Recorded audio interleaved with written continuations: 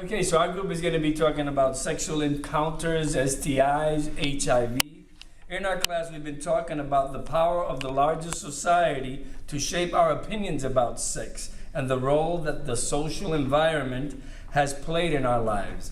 We are social beings and we want to fit in with the crowd. But should we? That's the question. Most of us, at some point or another, behave sexually the way society dictates, but sometimes we behave inappropriately. And should we or should we not? That's the question that some of us have to ask. Much of my personal information or misinformation came from my friends, from my neighborhoods, or at school. Now, HIV, STIs infections in the US population has been stable for some years. The number of new cases amongst teenagers, women, and racial and ethnic minorities continue to rise. Lack of condom usage, using condoms incorrectly, substance abuse, risky sexual behaviors, reduced access to health care, cultural or language barriers that limit the access of information, and higher rates of injection drug are some of the factors. A third of all these cases in the US occur during heterosexual behaviors. That's man with a woman, in case you didn't know what heterosexual means.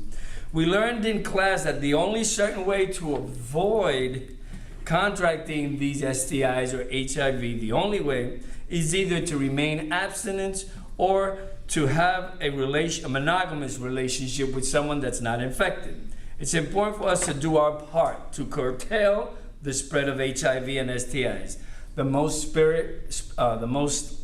serious pandemic of our time. We need to realize that the transmission of STIs and HIV through sexual contact is estimated to be the cause of about 80% of worldwide HIV infection. The best hope for curtailing the spread of HIV, STIs is through education and behavior change. Beyond safe practices like using latex condoms and getting tested. Good afternoon. I'm going to be talking about statistics of STIs with young people. First, we're going to start with chlamydia, which is the most infectious sexually transmitted infection in the United States alone. The sexually active teenage girls and women in their 20s are most susceptible to contracting this disease because their cervixes aren't fully developed. It's most common around sexually active teenagers who aren't using protection. And now we're going to talk about gonorrhea.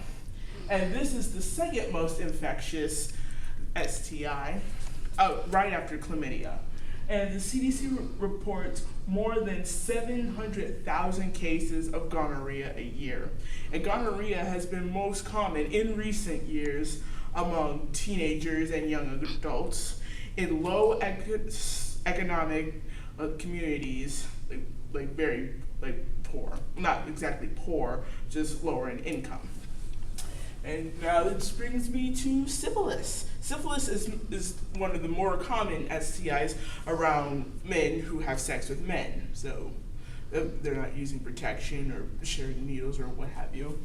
And there are more than 2 million pregnant women living with syphilis worldwide. And as a result of this, there are over 500,000 children born with syphilis to these women. And that's it.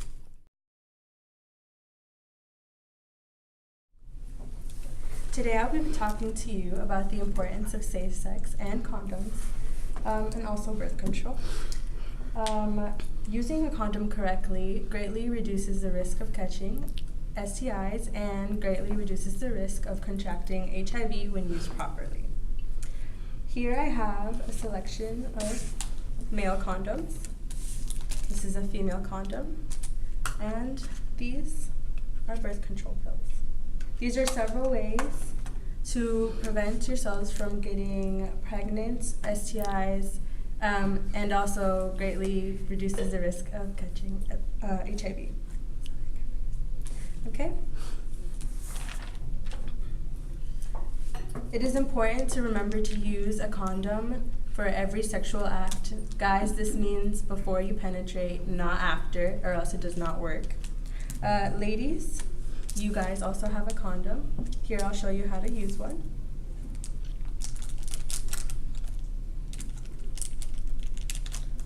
Ladies, to properly use your female condom, you have to open it, carefully making sure that you do not slip this ring out.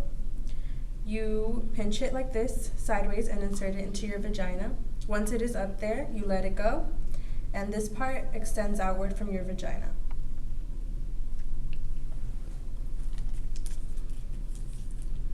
Guys, for you, we have several condoms here. I'm going to be using this one.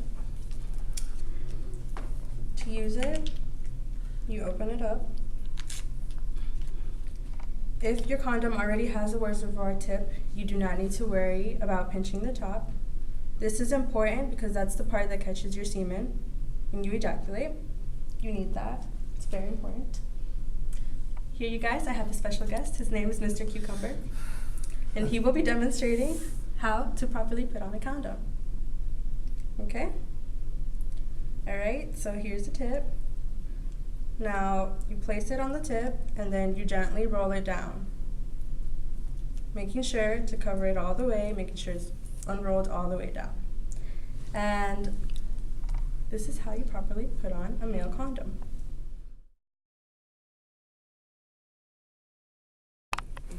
Ladies and gentlemen, it's very important to try on condoms for size. If it fits properly, it works better, and there's less of a chance of slipping or breaking off. Oh, make sure it's very, very lubed, because that also helps prevent STIs, HIV, and pregnancy as well. All right, well, thank you, Ms. Ayers, for sitting down and having this conversation with me today. I actually have a couple of questions just to get your standpoint on the world of STIs and STDs. Basically, I want to start off with the question of why do you feel people actually don't take the time to go out and get tested?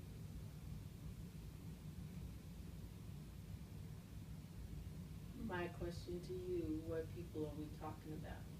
Well, people in the, the society in general, as far as people that actually do carry diseases that don't know if they carry it, just people that may be ignorant to the whole fact of it. It could be they might not know that they need to be tested, or may not know where to go to be tested. And another thing, they probably think they need to have a whole lot of money to be tested. So basically, you're saying it's not a very expensive process? It depends on what you need to have done. So the general testing, say for instance, your HIV, TB, a couple of things you say you specialize in and other things, what would that include? Like the main basic test? Syphilis, I think it's gonorrhea, chlamydia. Those are the main ones that are tested, and HIV. Okay.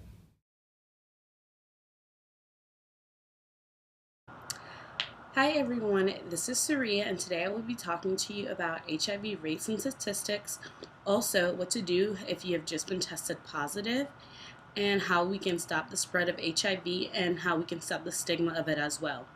First of all, I would like to say that more than 1.1 billion people in the United States are currently living with HIV virus, and 26% of those new cases are from the youth between the ages of 13 and 24. Also, 1 in 6 youth do not know that they are HIV infected. That is a whopping 60%. Why is that? A study done by the CDC in 2011 among high school students showed that only 13% of high school students have ever been tested for HIV and STIs, and also only a whopping 40% of them take part in condom usage. And why is that? That is because that studies show that young people often have this perception that they are not at risk for HIV and this cannot happen to them. But like I said, this can happen to anyone. No one is exempt. HIV does not discriminate at all, no matter race, gender, class, age, sexual orientation. It does not discriminate no matter who you are. So you just tested positive. What should you do? You should do 2 things. The first one is get treated immediately. Get on your medication, because taking your medicine as directed is very important. for a number of reasons. Because if you do not take your medicine as directed, your viral load will go up and your CD4 count will go down. Also, make sure that you take account for your just general nutrition, which is very important to living a longer life with HIV. The second thing you need to do is notify all of your present and past sexual partners so they can also be tested as well. It is very important to be open and honest as far as your sexual health goes with your partners. So, what else can we do? What are some methods of prevention? Always get tested. You should be getting tested at least every 3 months, and make sure to use condoms or to be in a monogamous relationship where you two are both faithful and loyal and being tested regularly. All right, and I am Saria, and that's all for today. Thank you. This is Saria coming at you again, but this time I'm going to be talking to you about how HIV and STIs and STD can spread just like that. Saria, how are you going to show us this? With this piece of paper, okay? As simple as it sounds, yes, okay? So let's start off with this. And none of the names I'm using today are anyone in specific. They are just general names, okay? So let's say we have John here, okay? John has sex with Sally. Sally has sex with Alex. Alex has chlamydia. So now Sally has chlamydia from Alex. Alex has sex with Jenna. And now Jenna has never been tested before, so Jenna doesn't know that she's living with chlamydia.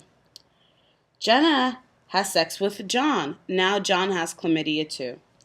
John has sex with Diane, and Diane has sex with Bill. Bill has sex with Susan, and Susan has sex with Alex. You see how easily chlamydia just spread?